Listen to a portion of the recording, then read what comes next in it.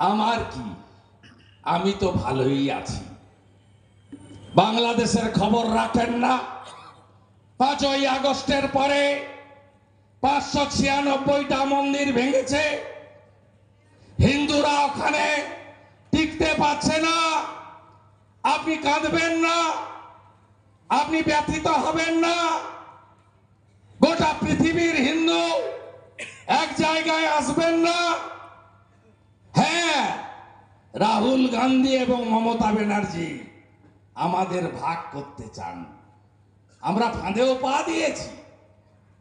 এই 21-এর নির্বাচনে সমগ্র ব্যারাকপুর শিল্পাঞ্চলে মুসলিমদের ভোটকে এক জায়গায় রেখে মমতা ব্যানার্জি এখানে হিন্দি স্পিকিং এবং বাঙালি স্পিকিং, বাংলা ভাষী আর হিন্দি ভাষী আমাদের ভাগ করেছিল। হ্যাঁ কি না বলুন? ওদের মুখে এখনো শোনা যায় ও তো হিন্দি ভাষী, আপনি তো বাংলা ভাষী। ওরা কাস্ট সেন্সাস করতে চায়।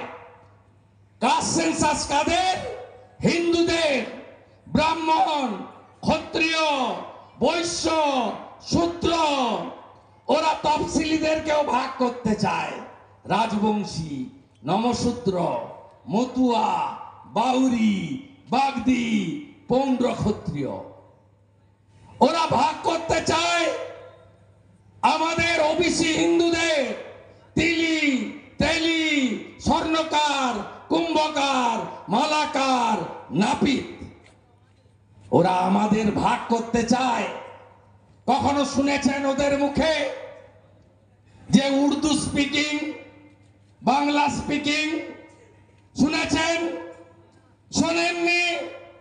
ব্যারাকপুরে ডাক্তার শুক্লা, মনীষের বাবা, তাকে শুধুমাত্র হিন্দি হিন্দি করে বাঙালিদের আলাদা করে মুসলমানদের জুড়ে আমাদের হারিয়েছে। তাই শ্রীকৃষ্ণ জন্মাষ্টমীর দিন যোগী আদিত্যনাথজি ঘোষণা দিয়েছেন, আজ বাঁটেঙ্গে তো কাটেঙ্গে, এক रहेगा তো নেক रहेगा, সেফ रहेगा। এটা শুধু স্লোগান নয়, ছিল ব্যারাকপুর জুড়ে। অর্জুন সিংজি জিতেছিলেন, তখন এরা সব লুকিয়ে গেছিল গর্তে। এই যে বাহাদুররা ঘুরে বেড়াচ্ছে, পার্থ ভৌমিক বিরাট মস্তান, বড় বড় কথা বলেন। 6 মাস আগ হয়ে গেছিল, খুঁজে পাওয়া যায়নি।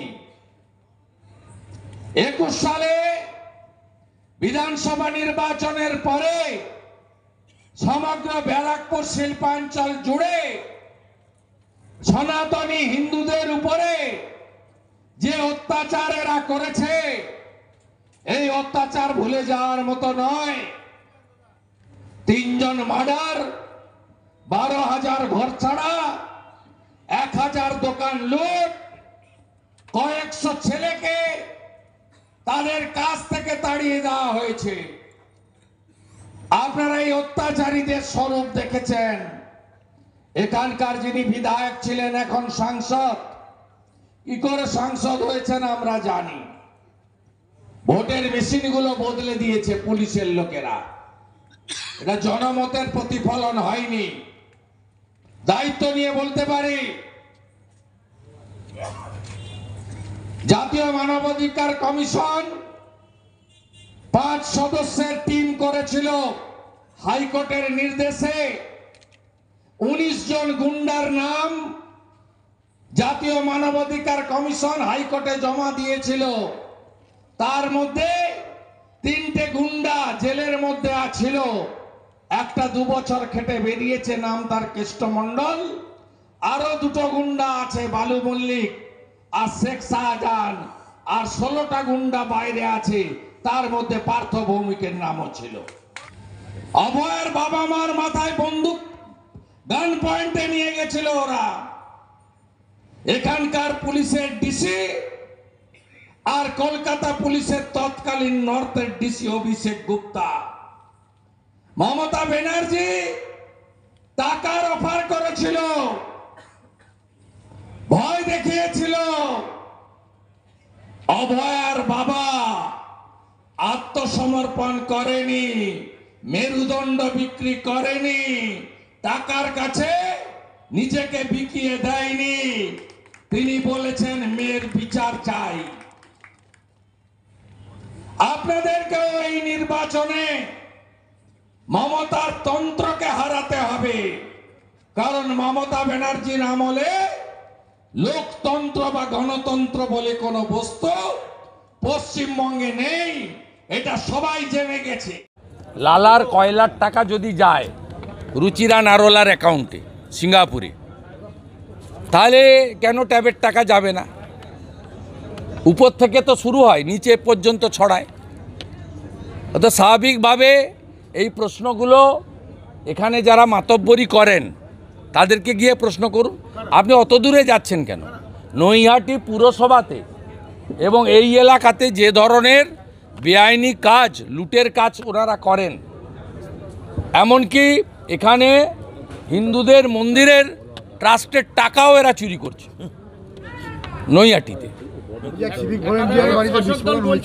হ্যাঁ, বলেছিল বলছেন যে আবার আবাস দুর্নীতির টাকা আমরা পাচ্ছি না, আবাস যোজনার টাকা আমরা পাচ্ছি না। আবাস যোজনার টাকা পাচ্ছেন না। 2014 সালে নরেন্দ্র মোদীজি প্রধানমন্ত্রী হয়েছেন।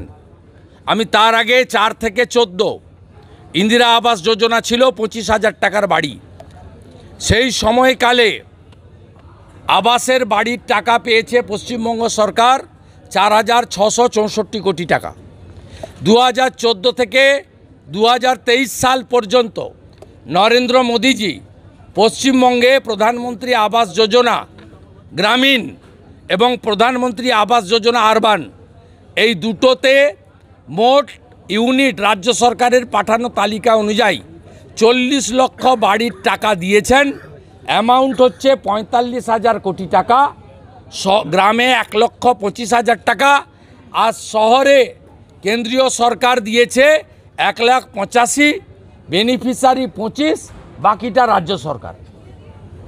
আপনি বলুন 40 লক্ষ বাড়ি, 45,000 কোটি টাকা, এই বাড়ি কোথায় গেল? আগে হিসাব দিন, আগে বলুন যে আমরা বাড়ির টাকা খেয়ে ফেলেছি।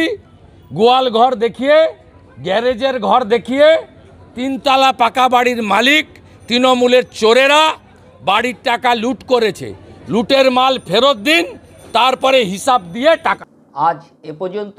সঙ্গে রাখুন 24 ঘন্টা ইন্ডিয়া টিভি। দেখতে থাকুন সব জেলার সব খবর সবার আগে 24 ঘন্টা ইন্ডিয়া টিভির পর্দায়। নমস্কার।